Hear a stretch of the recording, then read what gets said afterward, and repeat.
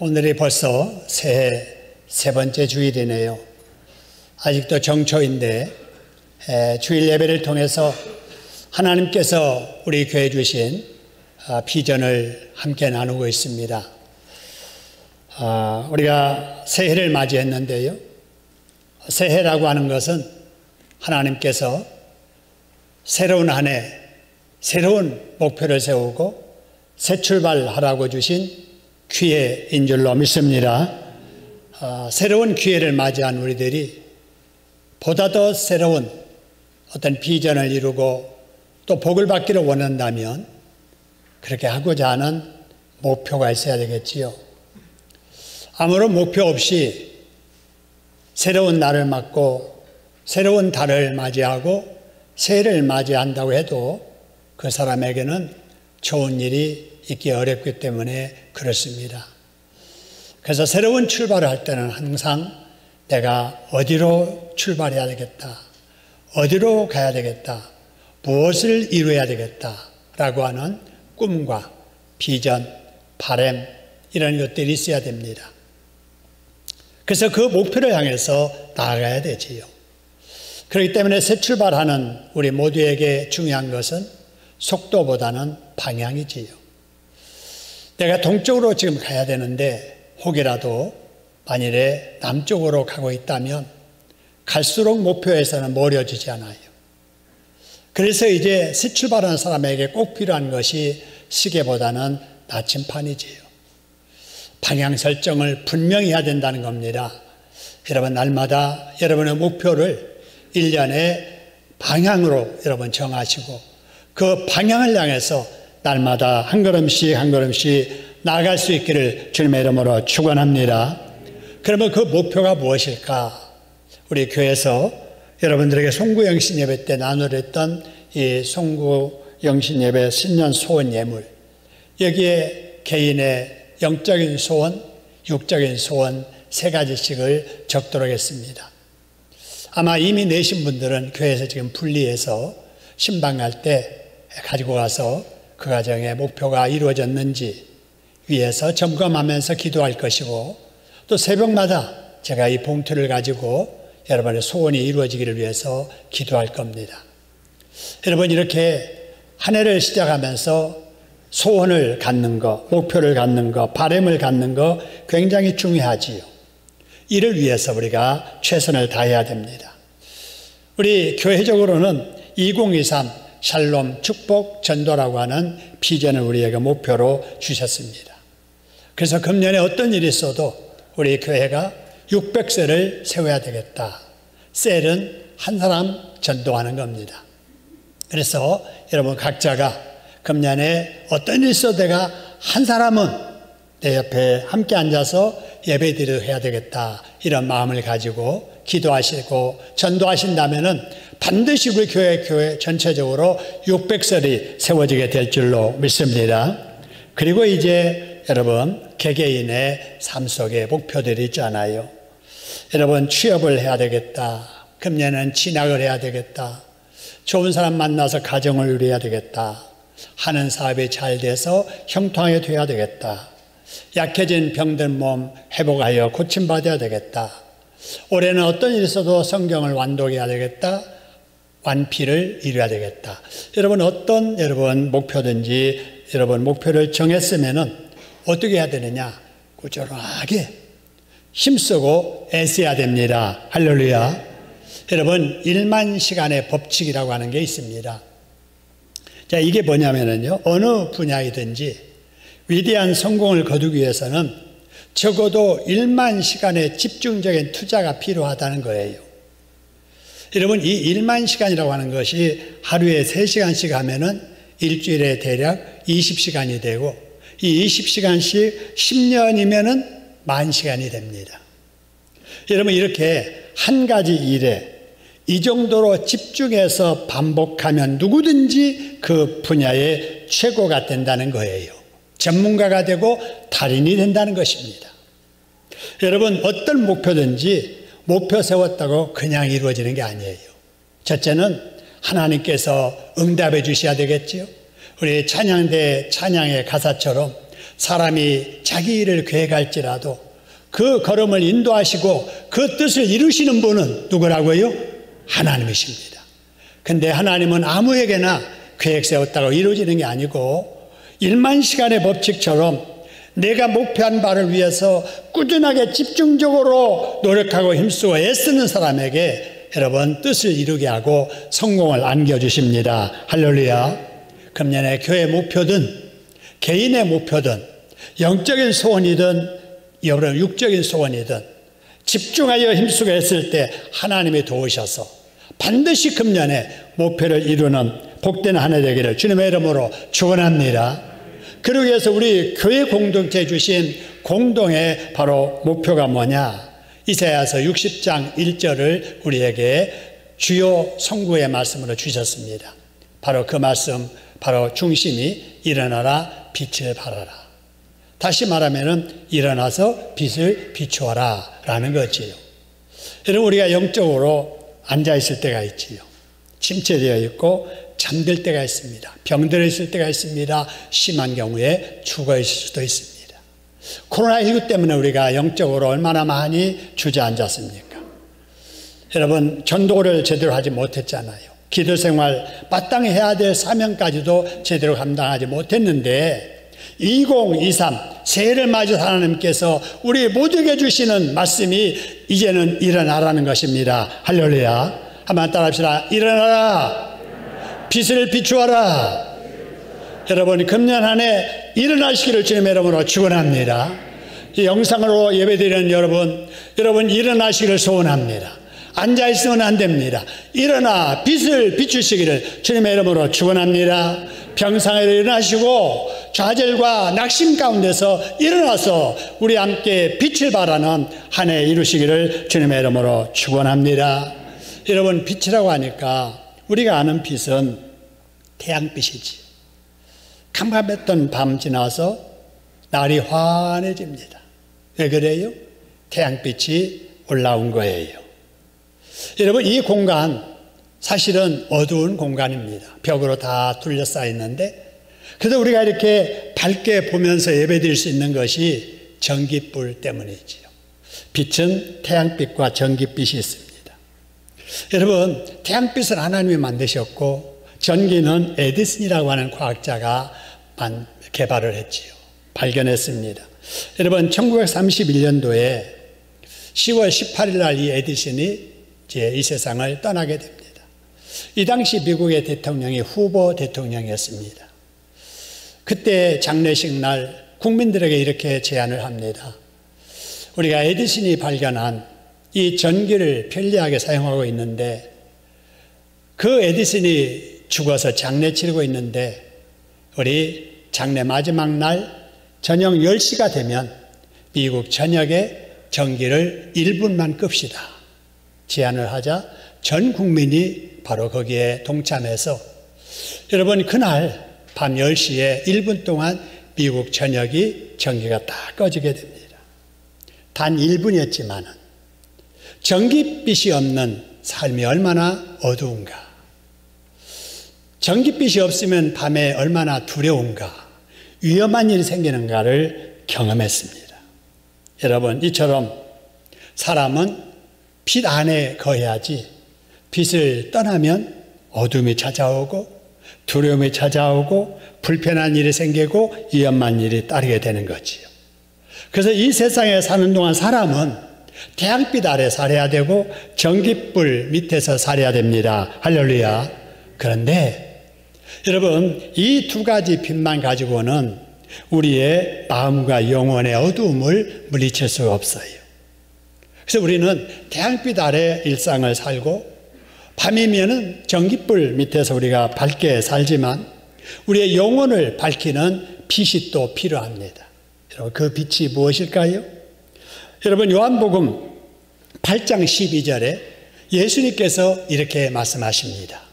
예수께서 또 말씀하여 이르시되 그 다음에 한번 읽어보겠습니다. 나는 세상의 빛이니 나를 따르는 자는 어둠에 다니지 아니하고 생명의 빛을 얻으리라. 할렐루야. 예수님이 이 땅에 오셔서 나는 뭐라고 그랬어요? 빛이라는 거예요.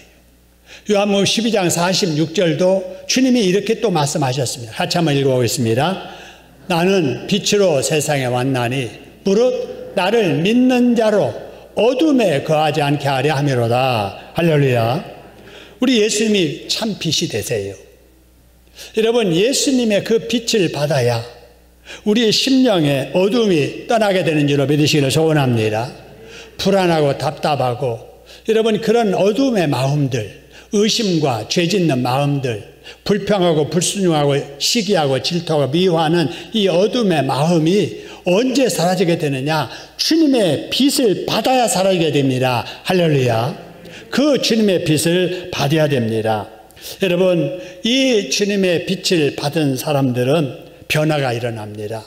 여러분, 이 세상에서 예수 믿지 않다가 예수의 빛을 받고 나서 밝아진 사람들이 얼마나 많은지 몰라요. 인격이 변화되고 여러분 삶이 변화되고 살아가는 모습이 달라지는 여러분 이런 모습들을 우리 주변에서 많이 봅니다. 거룩하고 아름답고 멋지고 경건하고 성숙하게 변화된 사람들이 과거에도 많이 있었습니다. 지금도 우리 중에 많이 있고 앞으로도 그런 사람이 많이 일어나게 될 것입니다. 여러분, 우리가 빛을 이제 받아 우리가 이렇게 살아야 되는데 여러분 요한복음 14장 6절에서 주님께서 이렇게 말씀하십니다. 여러분, 주님께서 내가 곧 사람이 가야 될 그 길이다. 사람이 믿고 따라야 될 진리다. 사람에게 진정한 생명을 주는 생명의 근원이다. 그러니 나 예수로 말미암지 않고는 아버지 하나님께 천국에 올 자가 없느니라. 할렐루야. 여러분, 예수 믿어야 됩니다. 예수 믿으면 이 세상 살아가는 길도 형통하게 되고 후회 없는 진리의 삶을 살게 되고 여러분 이 세상을 떠날지라도 아버지 하나님 계시는 천국에 들어가게 됨을 믿으시기를 소원합니다. 그래서 찬송가 384장에도 여러분 우리가 잘 부르는 그 가사에 이런 내용이 있습니다. 금년 한 해 나의 갈 길 다 가도록 예수 인도하실 것이다. 할렐루야. 내 주 안에 있는 긍휼 어찌 의심하리요. 믿음으로 사는 자는 하늘의 위로를 받으며 살겠네. 금년에 무슨 일을 만나든지 뭐 하리라? 만사형통하리라. 할렐루야. 이 예수 믿는 우리들 예수님의 빛을 받아서 여러분 이렇게 복된 길 여러분 무슨 일을 만나든지 만사형통한 한 해를 살아가시기를 주님의 이름으로 축원합니다. 여러분, 그래서 우리 주님께서 우리에게 이렇게 말씀하세요. 너희들이 빛을 받았지.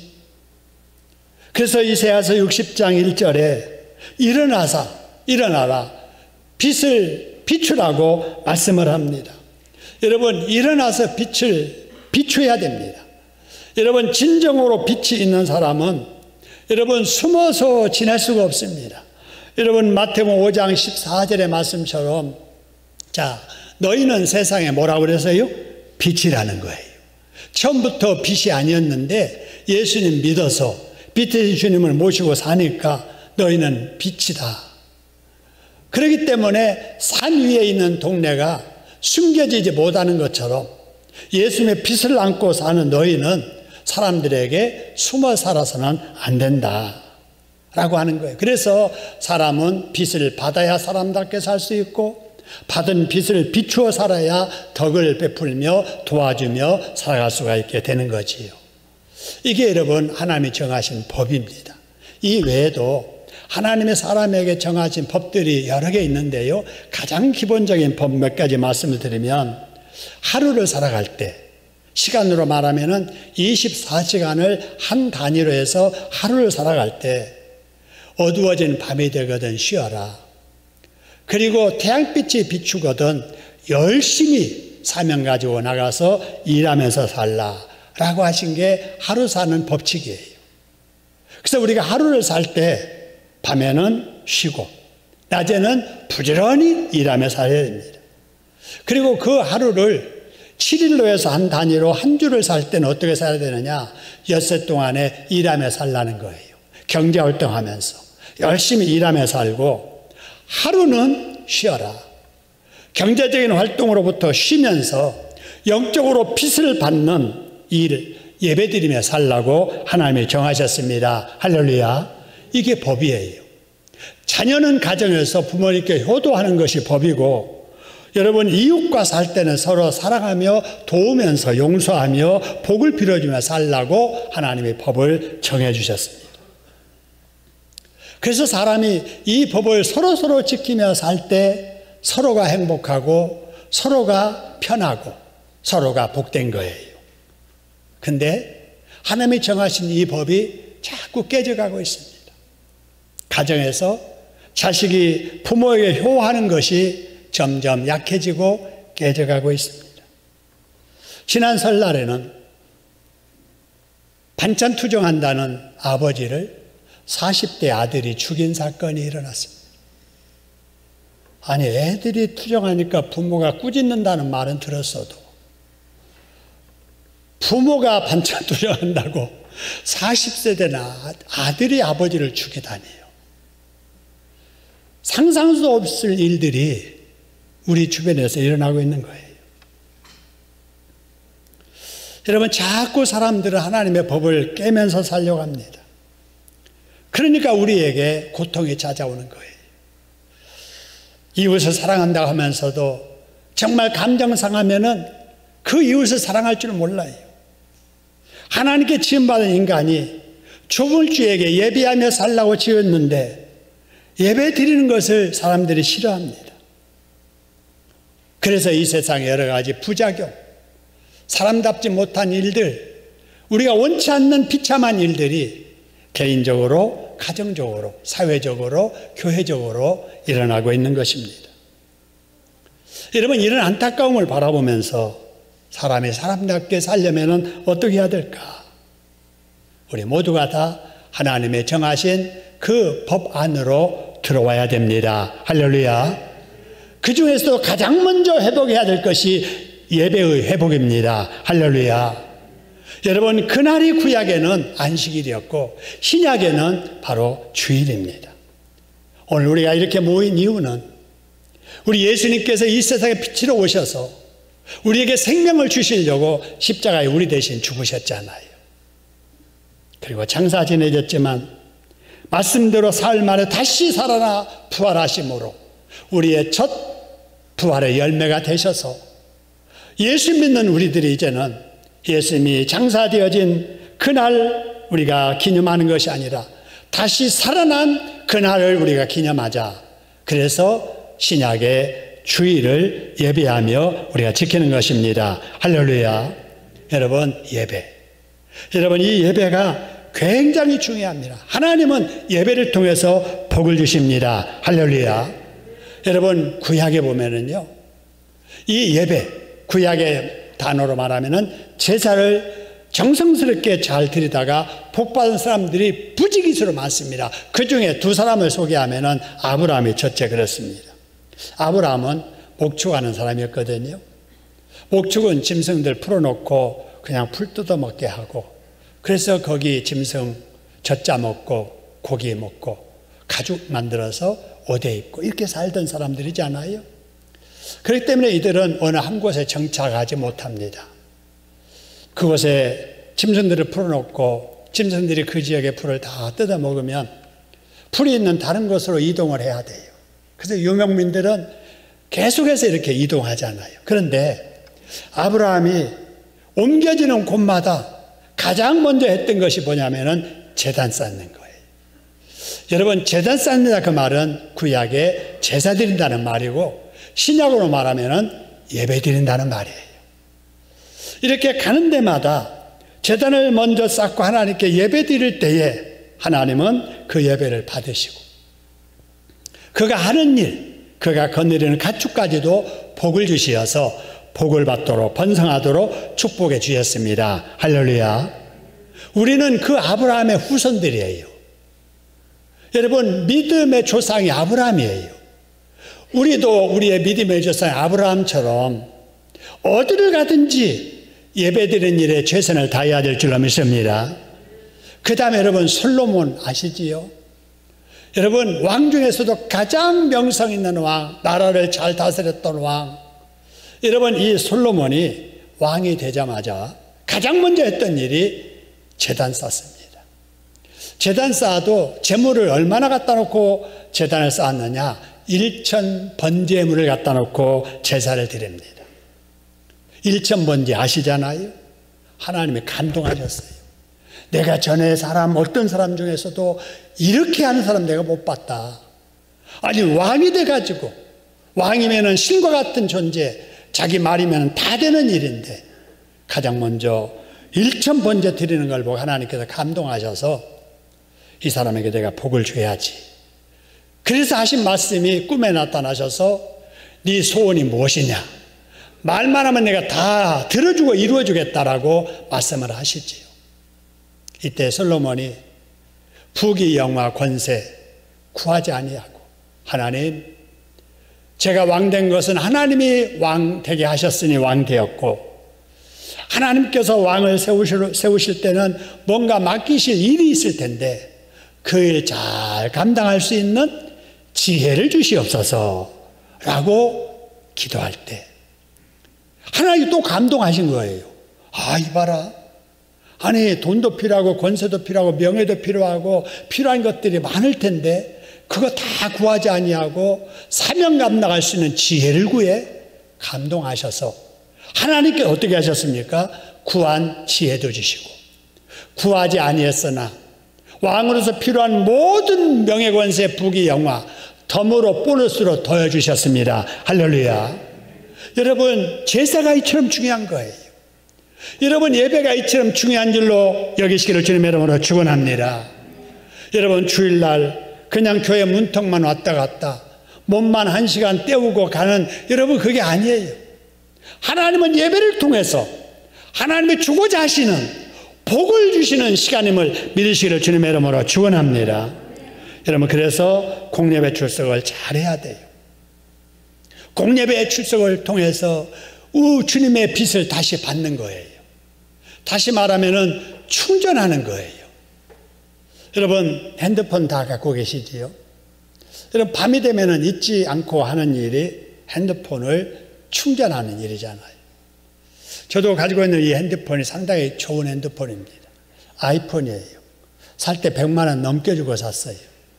컴퓨터 한 대 그 이상의 성능을 이게 가지고 있는 거거든요. 그래서 이 속에 모든 제 정보가 다 담겨져 있고 모든 SNS로 소셜 네트워킹으로 이렇게 다 소통을 하고 살지요.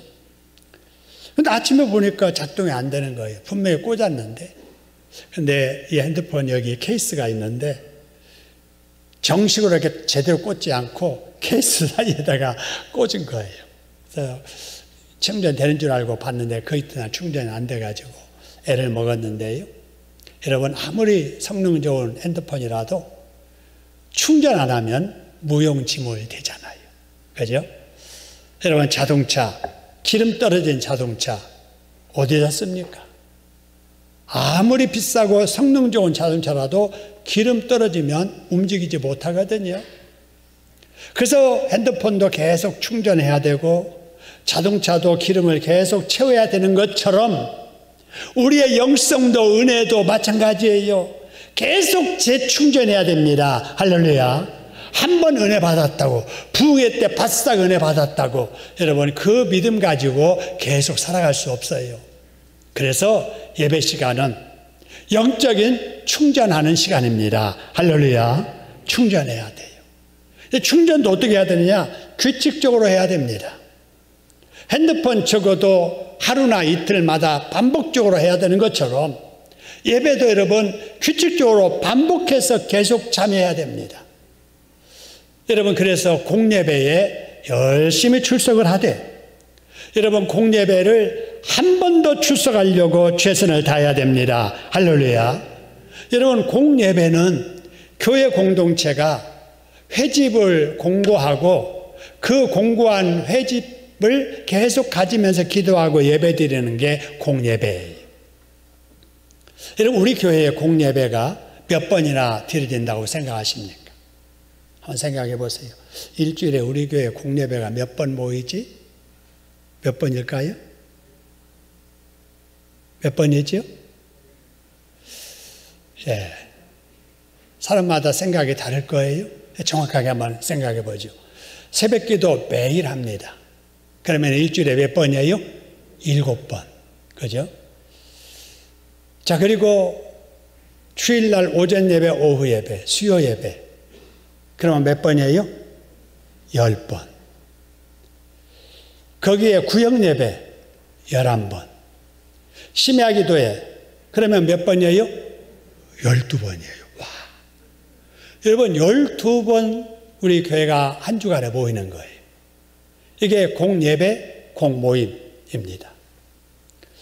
그러면 이 12번을 다 출석해야 되느냐? 그러면은 최고지요. 그런데 여러분, 그러기 어렵잖아요.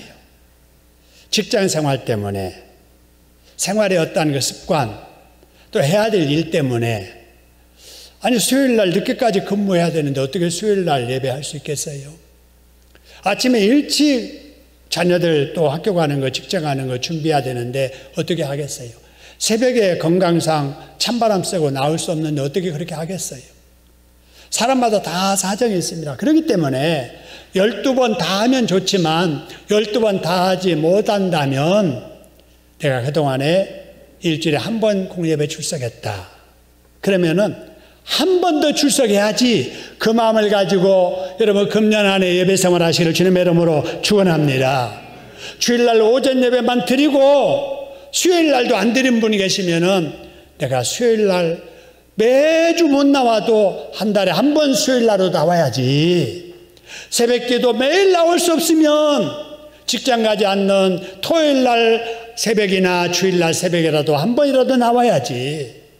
이런 마음을 가지고 한 번이라도 더 출석하려고 애를 써야 됩니다. 할렐루야. 여러분, 그럴 때 우리의 신앙이 성숙해지는 거예요.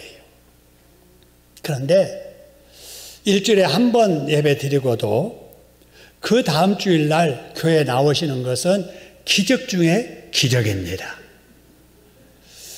여러분, 그분은 여러분 영적으로 어떻게 하나님을 안 잊어버리고 예배를 안 잊어버리고 그 시간 교회를 찾아온다는 거, 이거는 기적 중에 기적이에요. 근데 그런 분들은 우리의 삶으로 비교하면은 죽지 못해 연명하는 거예요. 살아있기는 한데 힘은 없는 거예요. 기진맥진해가지고 내 몸 하나도 감동 못하는데 남을 어떻게 도와주며 무슨 일을 할 수가 있겠어요. 그죠? 우리가 신앙생활도 연명하듯 신앙생활 하면은 안 되잖아요. 여러분, 우리가 힘을 얻어야 됩니다. 할렐루야. 은혜를 받아야 돼요. 여러분, 그럴 때 다른 사람도 도울 수 있는 거예요. 자기에게 오는 영적인 어떤 어려움도 이겨낼 수 있는 거예요. 그러기 위해서 여러분, 금년 한 해 꼭 이거를 실천하시기 바랍니다. 따라합시다. 금년에 공예배 한 번 더 출석해야겠다. 여러분, 꼭 그렇게 하시고, 내가 한 번 더, 어떤 예배를 한 번 더 나올까? 오전 예배만 나왔던 분들, 오후 예배도 한 번 나와야지. 수요 예배도 한 번 나와야지. 금요일 날 심야 기도에 9시에도 한 번 나와야지. 구역 예배도 빠지지 말아야지. 여러분, 이런 마음 가지고 공예회 출석에 힘쓰시면 하나님께서 여러분에게 새로운 은혜를 더해 주실 줄로 믿으시기를 소원합니다. 여러분, 이런 믿음의 성령 충만함이 예배를 통해서 주어지게 되고 여러분, 우리의 관계가 회복되어지게 되는 겁니다. 여러분, 느끼겠습니다마는 우리 사회에 노령화가 급속하게 진행되어서 굉장히 어려움이 가중되고 있습니다. 여러분, 그 중에서도 노인들의 자살하는 바로 유리입니다.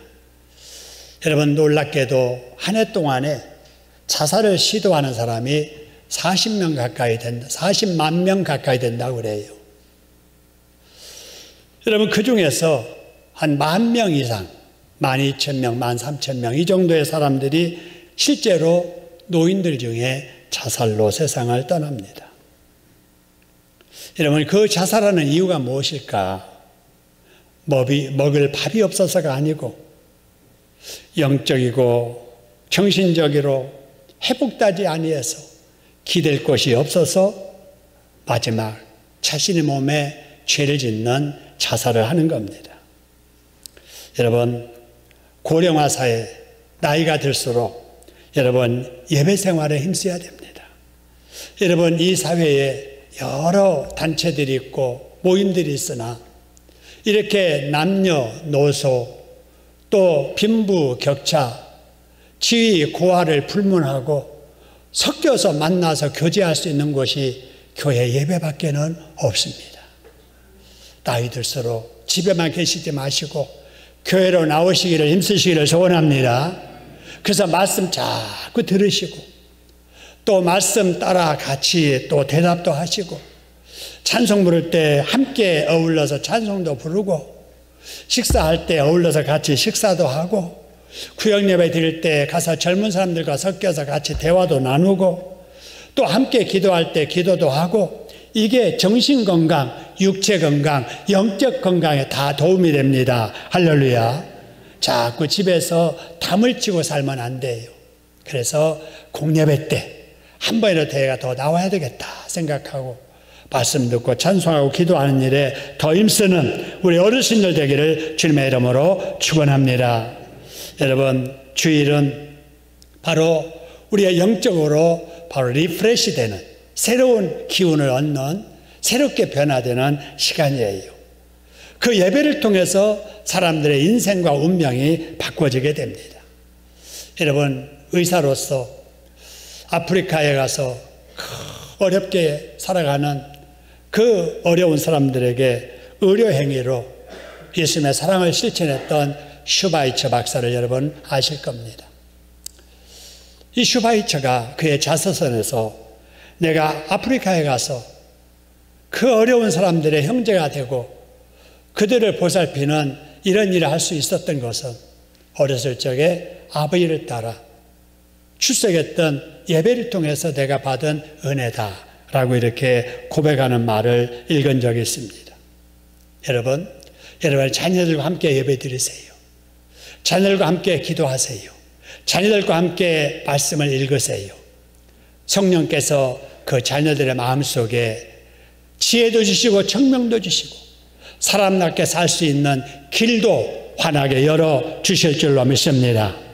예배를 통해서 쉼을 얻고 하나님과 교제를 나누고 고갈된 나의 영적 상태를 회복시키는 은혜를 입고 내가 해야 할 일을 깨닫고 여러분 내 인생길을 알게 해주시는 그 은혜가 예배를 통해서 주어지게 됨을 믿으시기를 소원합니다.